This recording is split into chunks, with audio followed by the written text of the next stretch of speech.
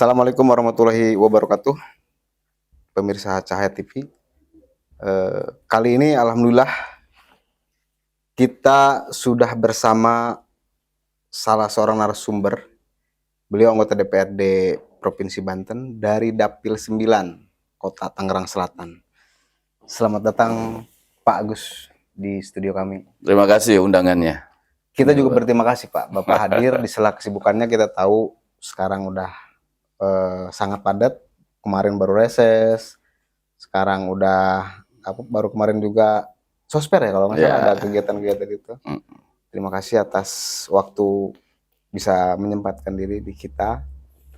Nah, pemirsa Cahaya TV, kita akan mencoba mengenal lebih dalam sosok Pak Agus ini yang merupakan satu dari 11 Pak ya? Ya, 11 kursi. 11 orang. Beliau yang terpilih. Memang luar biasa kalau dilihat dari perolehan suara. Saya melihat dari real KPU itu 5.300. 5.391. Iya, ini pencapaian yang sangat luar biasa. Subhanallah ini. Keberuntungan atau tapi perolehan suara partainya 10.000 lebih ya? 10.000 lebih. Ini luar biasa. Gimana tuh Pak rasanya dari perolehan suara 5.000 kemudian dilantik menjadi anggota DPRD provinsi lagi? Gimana tuh Pak rasanya? Oke, makasih Mas Benny. Satu ini saya dikasih kesempatan di podcast ini, saya ucapkan terima kasih. Saya mengapresiasi. Lalu kemudian terkait dengan hasil pemilu kemarin, memang ini blessing atau juga keberuntungan gitu ya. Kalau bisa dikatakan keberuntungan karena kalau tidak salah hanya 2 orang yang suaranya 5.000-an itu dengan PSI yang di Dapil Kota Tangerang. Itu ada juga teman saya di Komisi 1 juga, Eka namanya itu, sekitar 5.000-an lagi suaranya.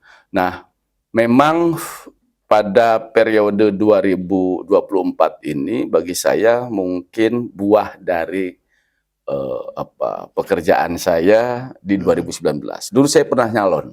2019 itu di dapil yang sama. Dulu dapilnya masih disebutnya Dapil 7 Kota Tangerang Selatan itu, karena pada saat itu jumlahnya baru 85, belum. Sekarang kan ini kan 100 ya. Tetapi jumlah kuota kursinya tetap 11 gitu. Dan ke DPRD juga sama. Ya, sama-sama ke tingkat provinsi gitu. Nah, kemarin itu memang ini juga suara yang 5.391 itu ya memang minimalis dan tanpa biaya sama sekali. Saya hanya mengeluarkan mungkin 13 juta rupiah. Kok bisa Pak? Itu dia. Ya ini kalau dibilang keberuntungan ya keberuntungan. Karena faktanya itu banyak juga. PAN itu jadi suara ke-12 kalah oleh Nasdem itu, dia ada salah satu calonnya lebih dari 14.000. Tetapi secara suara keseluruhan kalah. PAN itu. PAN karena itu. Suara partainya lemah. Atau caleg-caleg lainnya juga tidak mendukung. Tidak mendongkrak. Di Nasdem itu meskipun saya 5.300-an, ada hampir 5 orang yang sama nih. Kira-kira yang satu 4.000 sekian, satunya lagi 3.000 sekian, 3.000 sekian, 3.000 sekian, dan suara partainya 10.000, sehingga lebih dari 34.000. Sehingga itu mencukupi dengan hitungan Sainlig, model Sainlig itu ya Nasdem mendapatkan kursi terakhir, kursi ke-11. Ya itu tadi, karena memang saya tidak melakukan banyak seperti 2019. Saya 2019 memang turun. Mungkin hampir 100-an lebih titik itu yang menghadirkan ratusan orang gitu setiap titiknya. Nah, kemarin saya tidak melakukan hal itu karena tidak biaya. Uangnya nggak ada. Apa yang mau kita lakukan? Kalau dalam situasi nyalek itu keluar rumah itu kan harus mengeluarkan uang, ya kan? Tetapi pada saat itu saya tidak punya uang sama sekali. Dulu ada yang membackup, ada yang membantu, gitu ya, senior. Ya sekarang posisinya tidak bisa membantu, ya sehingga ya saya terima saja. Hanya modal WA, mungkin hanya turun ke 2 titik saja. Itu pun dalam rangka mentraining timnya calon lain, yang kebetulan dia RI dan tingkat kota Tangsel. Nah, saya mentraining timnya, lalu kemudian ya ada efek juga di situ, bisa jadi, ya kan, gitu, seperti itu. Ya itu ya, ini memang keberuntungan karena banyak sekali calon-calon lain di partai yang lain dengan suara lebih dari belasan ribu tidak masuk juga. Tapi abang juga saya baca di pemberitaan ketua bagian dari DPP pemenangan Ya, saya itu momennya kan momen pilpres ya. ya pilpres dan pileg juga kan sekaligus. Ya. Saya memang mulanya saya ini bukan politisi. Saya bergabung dengan Pak Surya itu di Media Group. Dalam hal ini Yayasan Sukma sejak 2005 setelah tsunami. Jadi pada saat itu ketika tsunami Pak Surya membuat program di Metro TV namanya Indonesia Menangis. Pak Surya Paloh ini, Pak Surya Paloh, ketua umum. Pada saat itu ya belum ketua umum karena belum ada partai. Pada Partai Nasdem itu kan berdiri tahun 2011. Ormasnya 2010. Sehingga saya masuk sebelum ada Ormas dan Partai Nasdem. Nah, dari situ kemudian saya diajak oleh para senior untuk terlibat membuat blueprint. Nah, Pak Surya ketika tsunami itu berinisiatif untuk membuat program Indonesia Menangis, terkumpullah hampir 165 miliar. Dana pemirsa Metro TV yang menyumbang. Lalu Pak Surya ingat sekali pada saat itu, dia ingat ketika Jepang dibom. Pada masa dulu, Hiroshima Nagasaki gitu. Lalu kaisar yang bertanya kepada para jenderal yang ada itu, bukan prajurit, bukan jenderal yang dia tanya, tetapi berapa guru yang tersisa. Nah, atas inspirasi itu kemudian Pak Surya melihat ini banyak sekali korban pada saat itu. Ratusan ribu orang, pasti guru pun banyak. Sehingga Pak Surya berinisiatif membangun sekolah. Jadi uang itu dibangunkanlah di sekolah. Ada di daerah Pidi, Biren, Loksmawe, ada juga di Aceh Barat Daya, ada di Nias. Dan posisi abang saat itu adalah? Saya kemudian diajak oleh senior-senior untuk terlibat di dalam pengelolaan sekolah itu, mulai dari membangun blueprintnya, membangun konsepnya. Pada saat itu pimpinannya Profesor Komarudin Hidayat, lalu di bawahnya ada Pak Ahmad Baidowi, lalu kemudian saya dan teman-teman. Kita membuat, ada almarhum Samsurijal Panggabean juga dari UGM gitu. Ada Profesor Khairuddin Basori, gitu ya. Banyaklah pakar-pakar pendidikan yang direkrut oleh namanya Ibu Lestari Murdiat. Itu kira-kira Sri Kandinya Pak Surya. Pak Surya itu punya orang kepercayaan, gitu ya. Salah satunya adalah Ibu Lestari Murdiat yang diamanatkan oleh Pak Surya untuk membangun sekolah. Nah, dari situlah kemudian ya saya terlibat, gitu ya, untuk urusan pendidikan ini. Saya sampai 2017 terlibat di Aceh bolak-balik gitu ya, seperti itu. Nah, kira-kira itu. Lalu kemudian pada 2017 Pak Surya membuat lembaga training namanya Akademi Bela Negara Partai Nasdem di Pancoran. Nah, karena saya salah satu orang yang terlibat di dalam pendidikan di Aceh, kemudian diminta ya untuk mengelola Akademi Bela Negara itu. Namanya pimpinannya Gubernur ABN, namanya Maijen TNI Purnawirawan IGK Manila. Mungkin Anda kenal IGK Manila ya, biasa kenal itu orang kalau suka main bola ya, dulu pernah ngelola Persija ya. Ya juga dalam zaman Soeharto dikenal sebagai Jenderal Gajah karena yang mengatur gajah pada saat itu. Nah, dari 2017 itulah kemudian saya tertarik tuh. Karena berkecimpung dunia politik, melatih para politisi yang biasanya melatih siswa, mengajar siswa, sekarang saya harus mengajar para politisi dari mulai pengurus sampai anggota dewannya seluruh Indonesia itu datang ke tempat kami di ABN itu. Lalu saya diajak pada saat itu oleh Putu Arta. Putu Arta pada saat itu sebagai Ketua Komisi Saksi Nasdem. Jadi Nasdem itu pada saat itu punya komisi saksi, namanya KSN. Dia sebagai ketuanya, IGD Putu Arta itu, mantan KPU RI dulu. Lalu meminta saya untuk menjadi KSN wilayah Banten. Jadi pada 2017, kalau tidak salah di bulan November, saya menjabat, jabatan saya di politik itu sebagai Ketua KSN Provinsi Banten. KSN itu apa? Komisi Saksi Nasdem. Nah, gitu. 2017. Nah, setelah itu baru pada 2019 setelah Kongres 11 November pada 2019 saya diminta atau ditunjuk menjadi wakil ketua DPW bidang organisasi dan keanggotaan. Ketua DPW-nya saat itu Pada saat itu Pak Edi Aryadi, Pak Edi Aryadi, mantan wali 2019. kota Ya. Cilegon, ya, Hmm. nah, di situ. Nah, baru kemudian Itu yang meminta itu langsung Ibu Lestari itu apa siapa? ya salah satunya mereka itu, dan kemudian pada saat itu sebelumnya waktu saya KSN ketua DPW-nya namanya Wawan Iriawan, suaminya Bu Lestari Murdiat. Nah, karena saya menjadi bagian timnya Bu Lestari Murdiat ketika suami jadi ketua DPW, saya kira-kira membantu beliau untuk menjadi ketua KSN.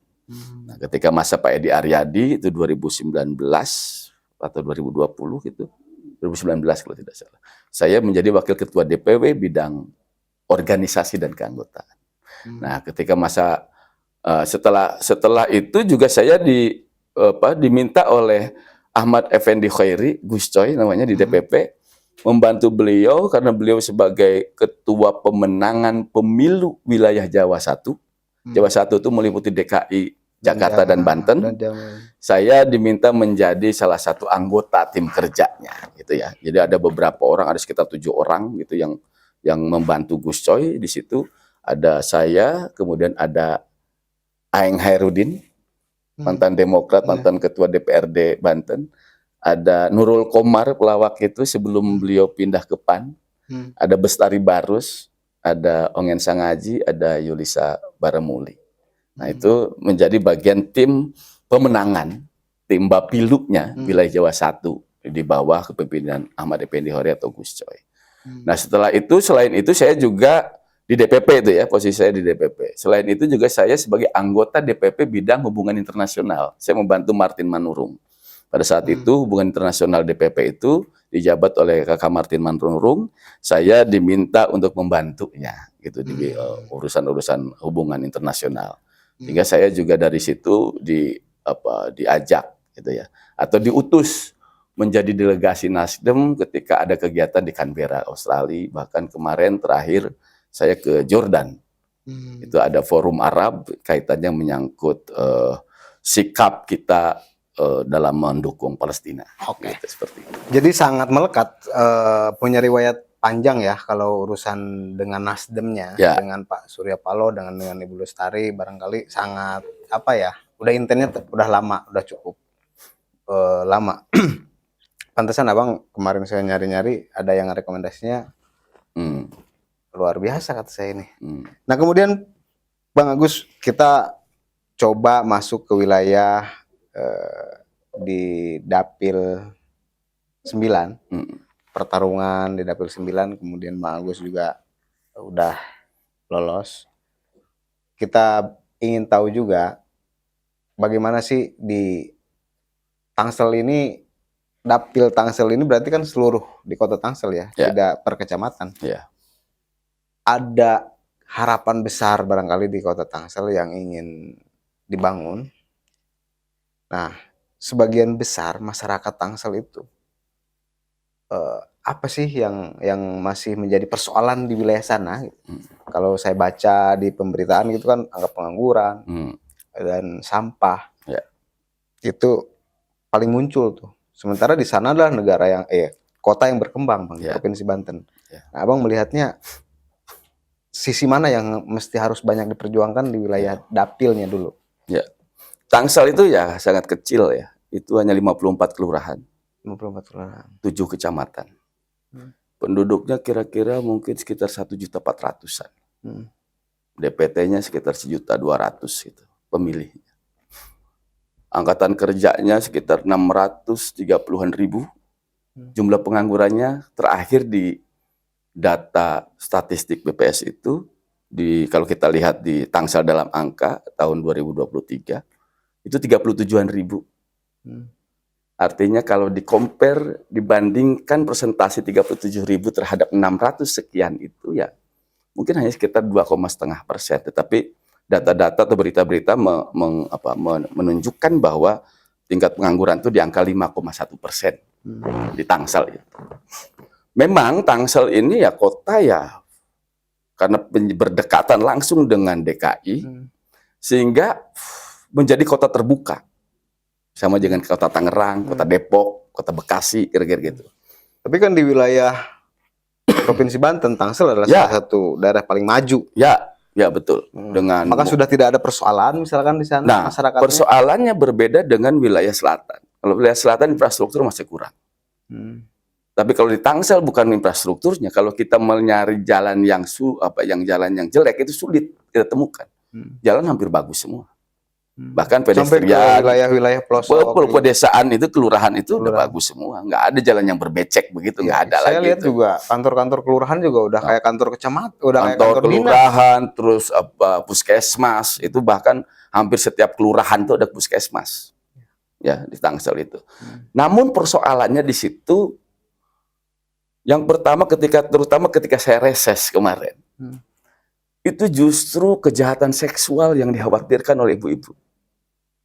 Kejahatan seksual terhadap anak-anak. Jadi persoalan yang dihadapi masyarakat bukan pada persoalan infrastruktur, ekonomi gitu. Tapi satu yang pertama adalah banjir.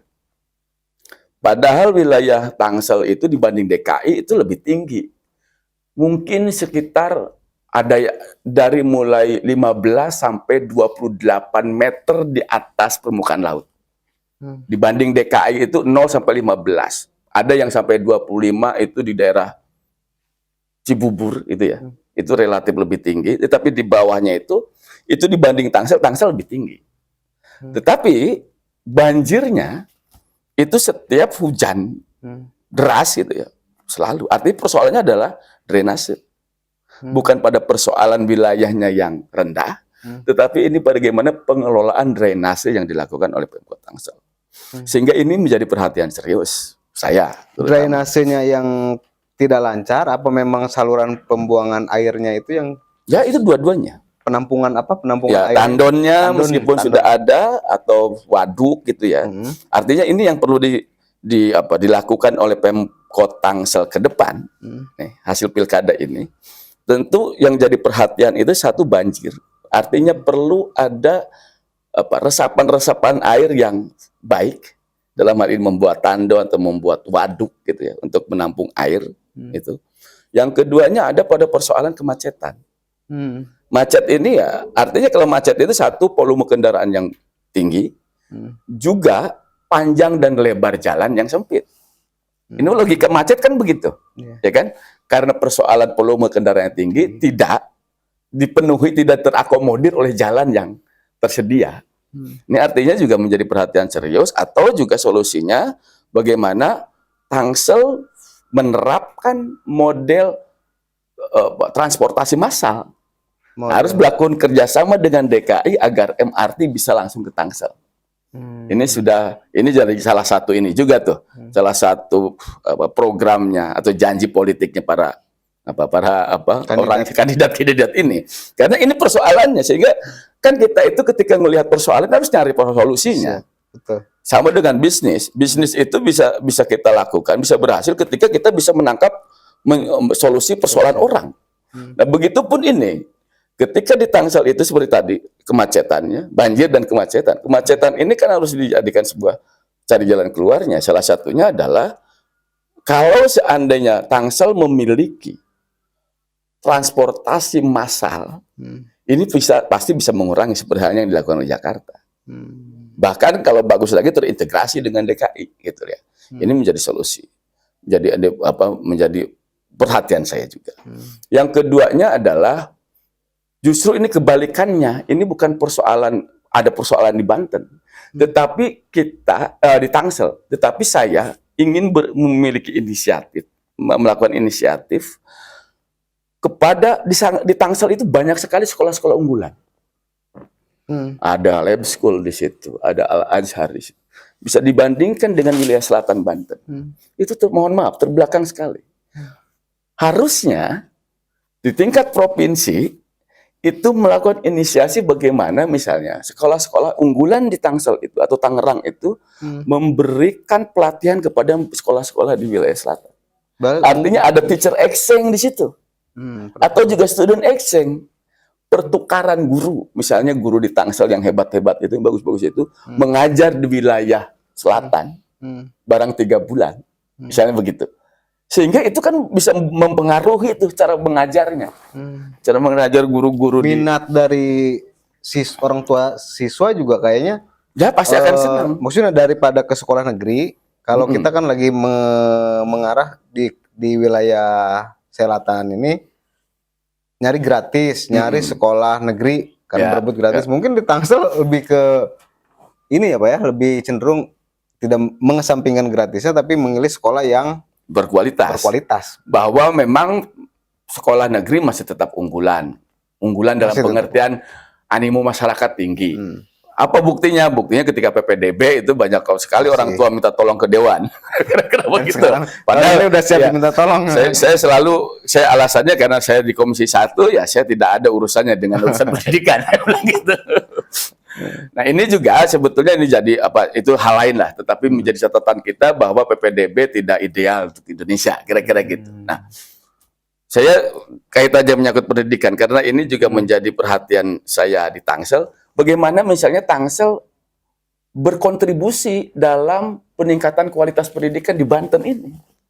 Seperti tadi Teacher Action itu. PPDB ini bisa terjadi jika saya kebetulan 2017 nyantri kilat di Finlandia. Di Tampere University.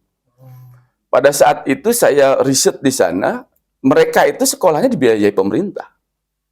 Artinya dari segi kualitas rata. PPDB dengan model zonasi dilakukan di tempat yang kualitasnya sama, fair.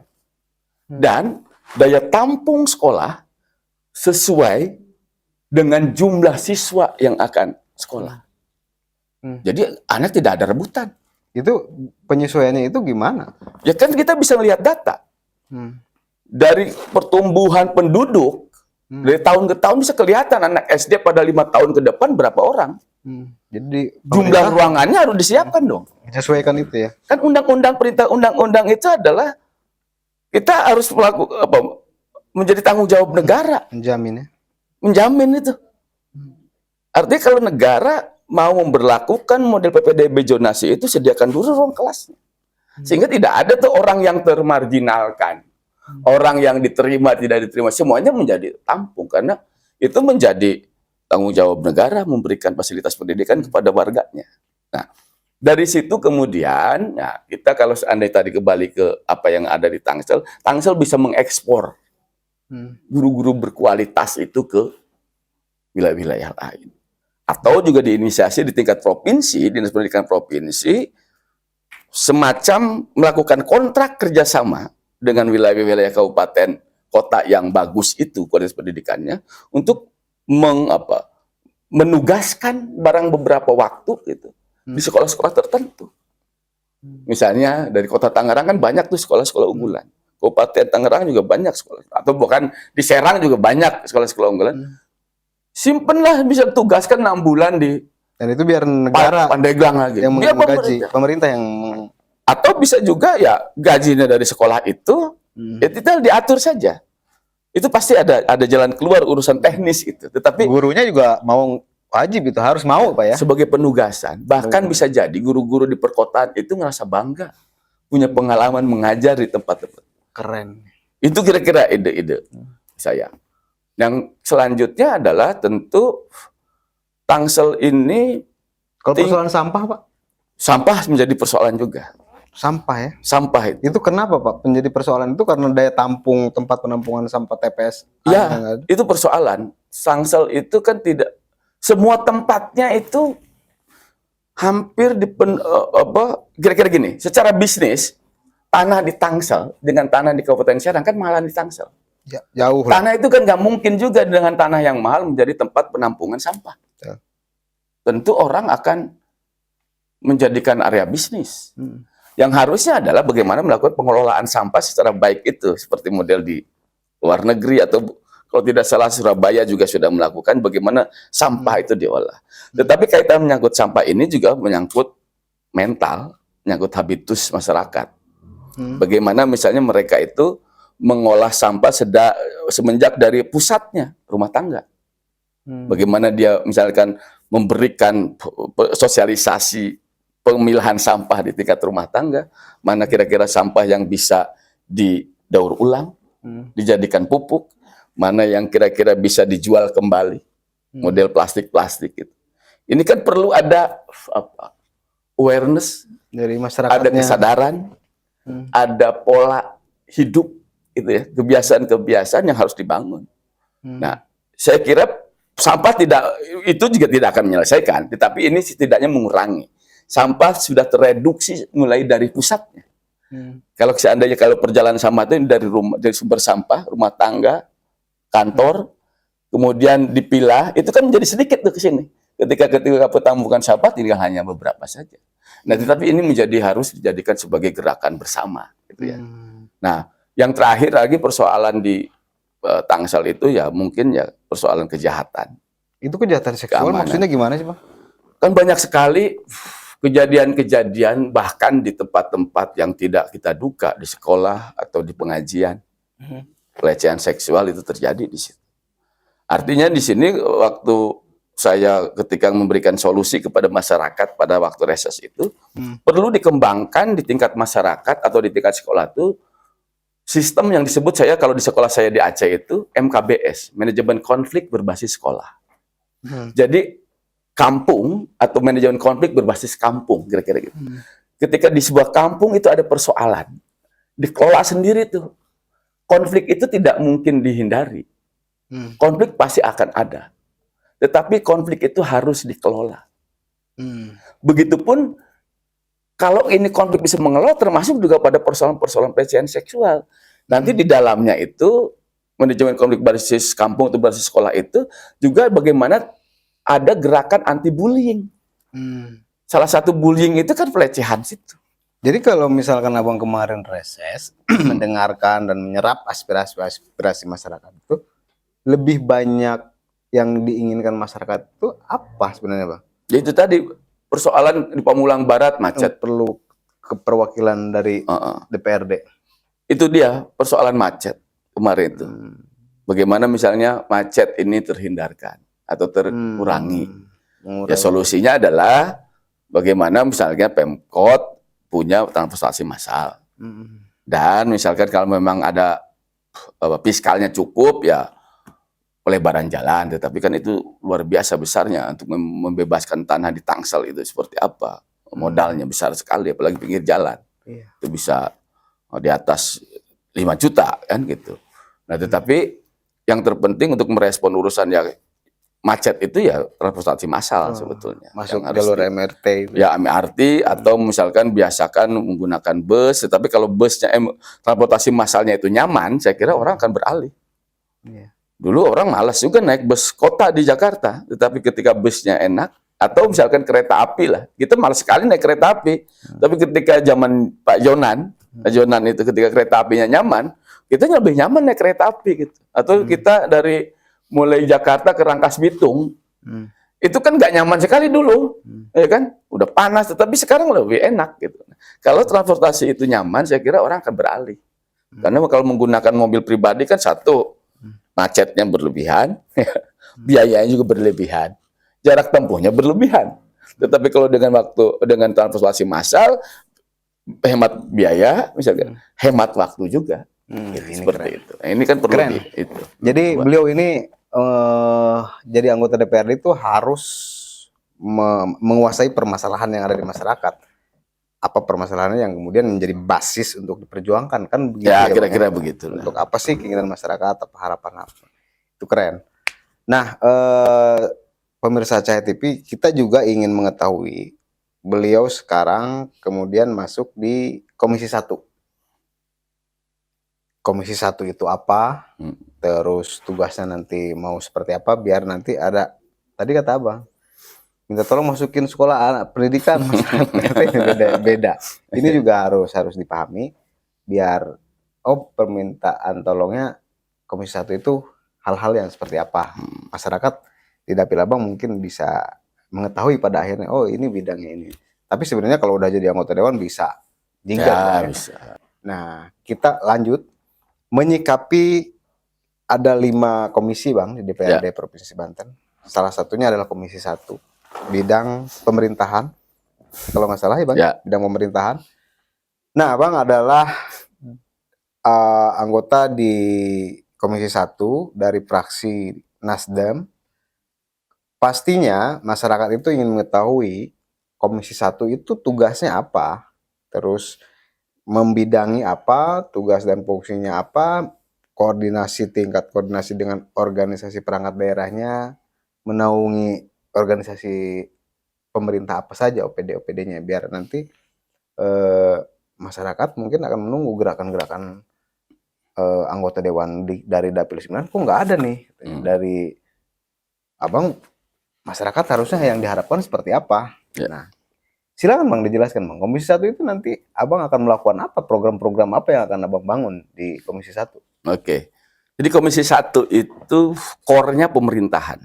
Di situ ada biro pemerintahan, ada biro hukum, ada badan kantor penghubung, kalau di provinsi namanya kantor penghubung, ada sekretariat DPRD, terus ada dinas Kominfo, mungkin nanti diganti Komdigi, karena informasi dan digital. Terus kemudian ada lagi BPSDM.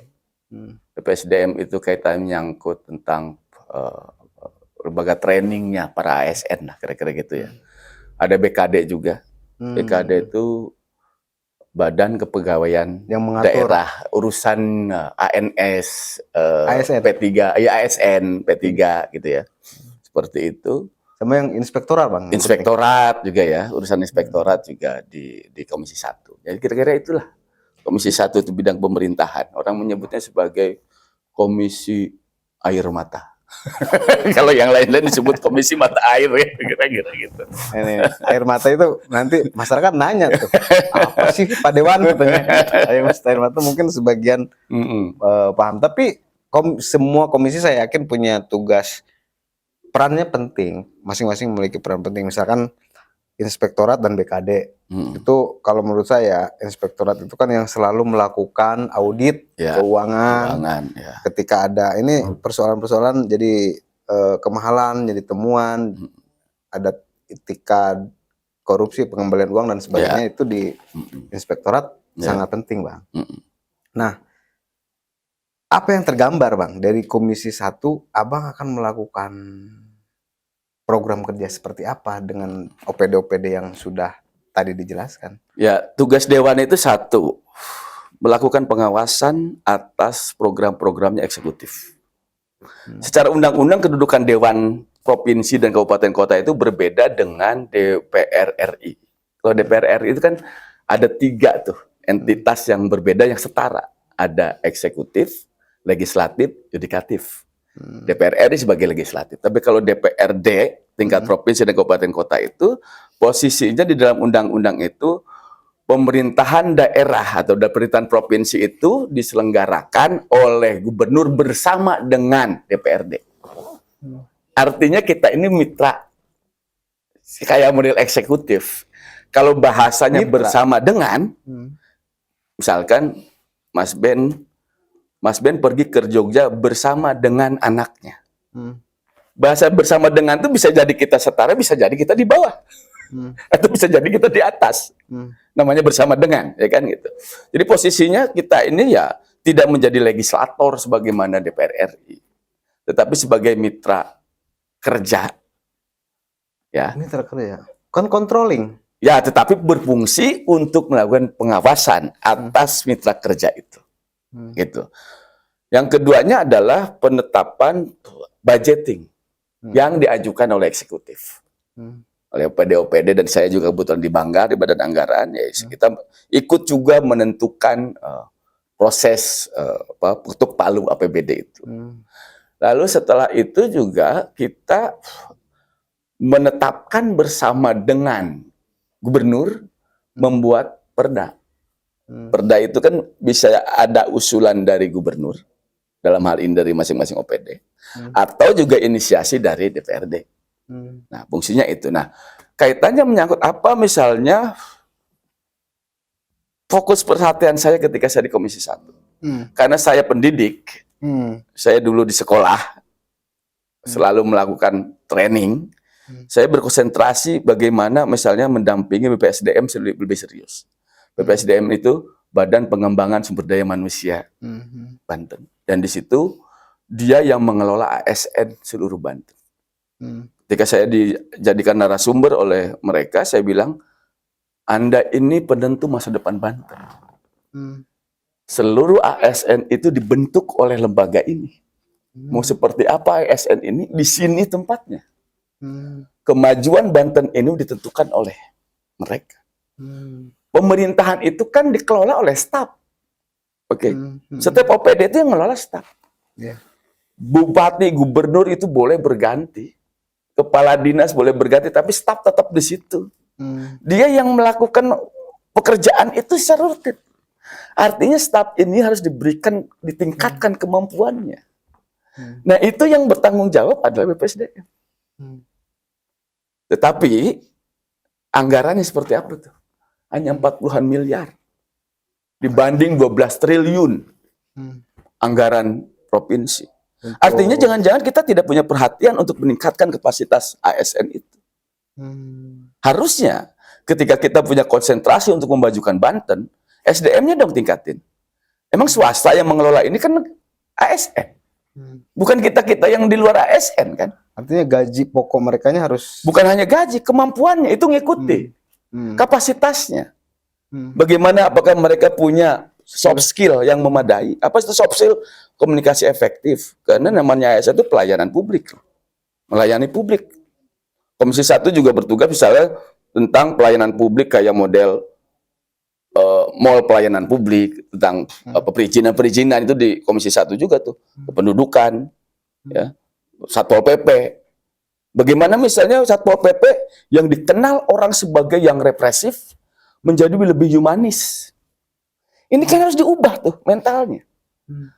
Yang tadinya misalnya tukang ngejar-ngejar tukang asongan, UMKM PKL, bagaimana dia bersikap humanis. Seperti itu. Artinya harus ada training baik itu soft skill maupun hard skill. Yaitu BPSDM itu.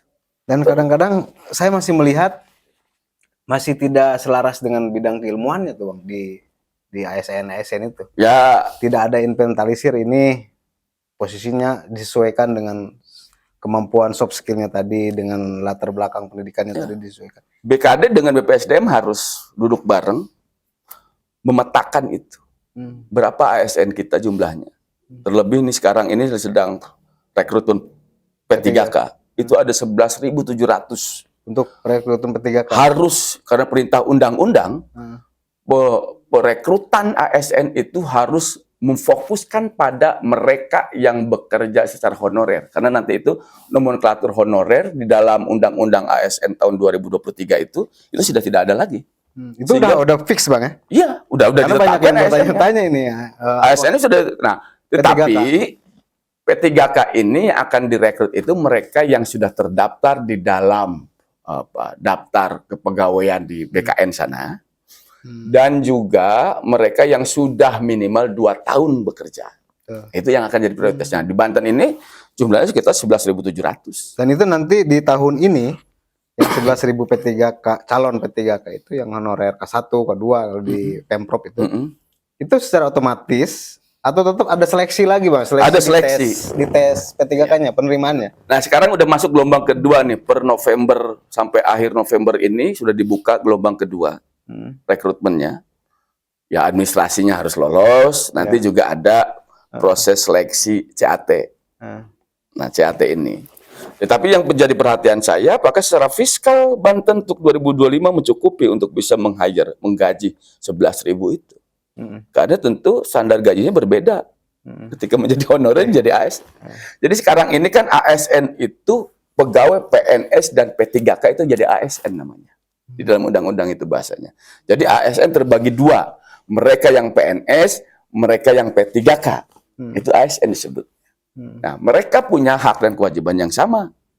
Yang membedakan mungkin kalau yang P3K itu berdasarkan kontrak lah kira-kira gitu. Seperti itu. Ada masa perjanjian masa kerjanya yang disepakati. Tetapi bisa dilanjutkan, diperbarui. Berarti kalau 11.000 nanti kuota penerimaan P3K ditambah jumlah ASN itu di Pemprov itu berapa sih Bang? 7.000 apa? Mungkin berapa? ada sekitar segitu lah. Sekitar 7.000-an ya ASN yang yang PNS. Yang sudah PNS. Ya. Ditambah nanti penerimaan P3K 11 ribuan. Ya, 11.700. 11.700 bisa sampai 18 ribuan berarti ya. Ya, Total ASN yang yang sudah ada di sangat- Pemprov Banten. sudah sangat cukup barangkali ya. Harusnya begitu. Nah, tetapi dari situ BPSDM dan BKD juga stakeholder yang kira-kira berurusan dengan urusan SDM itu harus duduk bareng memetakan. Kira-kira kan gini, harusnya kan kita punya proyeksi wilayah-wilayah Banten di masing-masing di 8 kabupaten kota itu harus dicek tuh apa sih potensi daerahnya masing-masing. Bagaimana misal ASN ini bisa merespon potensi daerah itu. Jangan kemudian sarjana peternakan dan perikanan ditaruh di Tangsel. Ngurusin lele dalam pot. Taruh di Lebak dong sama Pandeglang gitu. Kira-kira begitu. Nah, ini kan bisa jadi ada tuh sarjana perikanan, ada yang di Tangsel, adanya di Kota Tangerang misalnya seperti itu. Nah, ini kan harus duduk bareng nih. Yang di wilayah provinsi ini duduk bareng, mana sumber kita, SDM kita, resource kita. Ini loh, SD-nya lulusan SD sekian orang, lulusan SMP sekian orang, lulusan SMA sekian orang, lulusan S1 sekian orang. Dari setiap S1 itu mana yang skillnya bidang apa. Cocoknya di mana misalnya. Iya. Jadi kira-kira ASN itu kan harus merespon potensi daerah itu untuk apa? Untuk kemajuan daerah itu. Sehingga besok itu ya kita sudah terpenuhi. Jangan-jangan sudah banyak tuh resource-nya, cuman hanya mismatch aja. Kan gitu. Bang, kalau untuk rekrutmen P3K ini, sekarang orang udah masuk gelombang 2. Tapi saya juga memperhatikan proses rekrutmen di CAT, di tes tuli, di tes Hanya CAT. Udah sangat ketat dong ya, udah sangat disiplin ya. Ya, Artinya tidak ada sistem potensi menitip. jadi tidak ada celah manipulasi terkait dengan kelulusan itu. Karena sistem real time bahkan. CAT itu ya pada saat itu akan kelihatan skornya. Nah, cuman yang membedakan, poin pertama yang yang saya sampaikan adalah 11.700 itu menjadi jaminan akan menjadi P3K. Cuman waktunya saja. Pertama. Ketika lulus mungkin menjadi, kan ada dua tuh P3K penuh waktu dan P3K paruh waktu. Yang membedakan adalah salary-nya. Nah, bisa jadi, ya bisa jadi yang lulus kan nggak mungkin lah, kita juga harus aware. Mungkin saya tidak tahu, sejauh ini saya belum melihat passing grade-nya berapa. 10K kalau 1 sampai 10, dari skor 1-10 itu apakah 7K, 8K, 9K, saya belum, pas saya tanya belum ada tuh standarnya. Tapi abang udah ngeliat kekuatan misalkan 11.000 P3K yang nanti diangkat itu? Come on, masih ada lulusan SD. Enggak, maksudnya dengan kebutuhan dan anggaran APBD-nya udah nggak ada Saya masalah kira ya? kalau seandainya 11.000 itu direkrut, membutuhkan hampir 700 miliar. Nggak ada masalah di APBD. Saya worry. Apa? Saya khawatir. Mungkin separuhnya dulu tahun ini. Karena khawatirnya terjadi ada di daerah bang yang udah dirangkat, tapi polemik di pas penggajian loh. Ya itu, sehingga ini jadi perhatian. Saya waktu di Banggar itu sampaikan berapa fiskal kita untuk merespon ini. Ada dua nih yang harus direspon oleh pemerintah daerah dimanapun, yang mandatori, makan gaji gratis, 2 P3K. Ini mandatori nih, yang kira-kira datang di luar skenario semua orang. Ini menjadi programnya Presiden, program nasional, sekolah gratis, makan gizi gratis itu. Kalau misalnya provinsi, urusannya dengan anak SMA. Nah, apakah anak SMA juga dapat jatah makan gratis atau enggak? Kalau enggak ya aman tuh. Jadi itu makan gizi gratis juga dibebankan ke APBD bang ya? Sejauh ini belum ada tuh. Pemerintah apakah menjamin atau sharing dengan provinsi, tetapi harus disiapkan. Tetapi kalau seandainya pemerintah pusat semuanya menanggulangi lah. Bertanggung jawab atas semua itu, ya alhamdulillah kita bisa geser tuh urusan P3K ini. Gitu. Tapi kalau dua-duanya ini kan harus ada yang menjadi prioritas. Atau minimal gini, apakah betul anak SMA perlu makan gizi gratis? Apakah ya kalau seandainya persoalannya biar kita tidak stunting, kan bukannya di usia paling muda. Anak PAUD, SD, SMP misalnya. SMA ya cukup lah. Lebih baik budget itu untuk hal yang lain misalnya. Iya. Pengadaan ruang kelas atau macam-macam. Itu bisa kita skenario kan untuk ke depan. Tetapi kan pemerintah daerah kan nunggu juga dari pusat seperti apa. Ya kan tidak bisa berimajinasi sendiri. Seperti itu. Bahkan urusan ASN ini sekarang ini di Komisi 2 DPR RI sudah juga dijadikan wacana untuk ada revisi Undang-Undang ASN. Tidak lagi ASN ini urusannya di kabupaten dan provinsi. Menjadi kewenangan pusat lagi. Kenapa? Menjaga netralitas. Kan mereka itu dituntut netralitas, tetapi karirnya ditentukan oleh kepala daerah. Gimana mau netral? Jadi revisinya Ya harus ke atas lagi. Ada kemungkinan itu dikelola di atas. Ini menjadi arus utamanya seperti itu. Bahkan saya melihatnya hampir 50% pasal. Kalau 50% pasal bukan revisi, penggantian undang-undang. Bisa jadi yang terjadi adalah penggantian undang-undang. Untuk apa? Untuk meritokrasinya terjamin. Bisa jadi orang Papua sana, karena ahli dalam hal tertentu, bisa jadi menjabat sekda di sini. Meritokrasi itu. Karena tapi seperti saya bilang tadi, sebuah wilayah, sebuah provinsi, kabupaten, kota itu ditentukan oleh staf kok. Ya harus ada meritokrasi itu. Jadi berdasarkan kualitasnya. Sekelas minimal posisi sekdanya harus orang dari pusat. Gitu. Artinya bagaimana sekda itu bukan titipan kepala daerah. Tetapi orang yang paham bagaimana mengelola daerah itu menjadi maju. Jabatan politisnya cukup bupati, wali kota, wakil bupati, wali kota, atau gubernur, wakil gubernur. Sekda harus orang pusat, harus pemerintah pusat. Artinya ya dropping dari sana yang kualifikasinya sudah ditentukan oleh tingkat pusat. Ini menjadi arus utama yang terjadi di tingkat pemerintah, baik itu di Kemendagri, gitu ya. Itu juga tentu berdasarkan pengalaman kita. Ya, coba bayangkan kepala dinas politis. Nah, gimana misalkan jangan-jangan dia nggak orang bagian peternakan ngurusin pendidikan. Iya. Dulu ada di salah satu wilayah, misalnya dia sarjana kelautan, ini ngurusin pendidikan. Saya nggak di Banten mungkin nggak ada. Ya. Mungkin bukan. Ya kan kalau begitu kan urusan politis. Jadi kepala dinas kesehatan, sarjana pertanian. Iya. Nah, urusan padi misalnya jadi kita kesehatan. Ya. Nah ini sahabat Bantuan Polres ini menarik karena memang persoalan P3K lagi hangat. Terus yang kedua yang menjadi buat saya sangat kagum, abang ini menguasai persoalan. Menjadi anggota DPRD itu punya bekal yang sangat luar biasa menurut saya. Nah, gini Bang, kalau closing statement dari saya adalah kita menitipkan pesan, menitipkan harapan bagaimana tadi menjadi anggota DPRD itu harus menjadi kontrol yang benar-benar kuat. Jangan sampai bahasanya kita dalam 1 tahun 2 tahun ini sepakat bahwa anggota dewan itu jangan terlalu berlama-lama nanti jadi 11-12 dengan eksekutif. Jadi sama-sama tidak ada triggernya gitu. Harusnya kan parlemen kita harapkan adalah orang yang mengawasi benar-benar eksekutif. Tapi jangan sampai menjadi kong-kalingkong gitu Bang. Itu harapan besar kami dan mudah-mudahan ini akan menjadi jejak digital yang bisa ditonton masyarakat.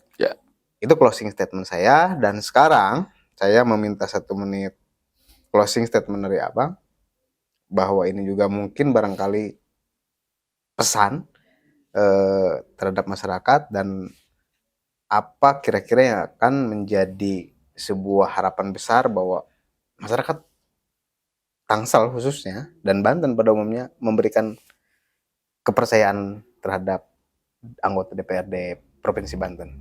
Silakan Bang Agus. Baik, tentu karena saya di Komisi 1, saya berkonsentrasi bagaimana misalnya pelayanan publik itu terlaksana dengan baik. Masyarakat terpenuhi hak-hak publiknya. Lalu yang kedua, saya akan berkonsentrasi bagaimana meningkatkan kualitas SDM ASN. Bagaimana mengajak berdiskusi, duduk bareng antara BKD dengan BPSDM untuk meningkatkan kualitas ASN ini karena ASN ini yang menentukan maju mundurnya sebuah wilayah. Lalu selanjutnya tentu saja adalah ada awareness dari masyarakat bahwa jumlah 100 dewan itu tidak cukup untuk mengawasi urusan publik ini. Masyarakat harus terlibat juga di dalam pengawasan itu.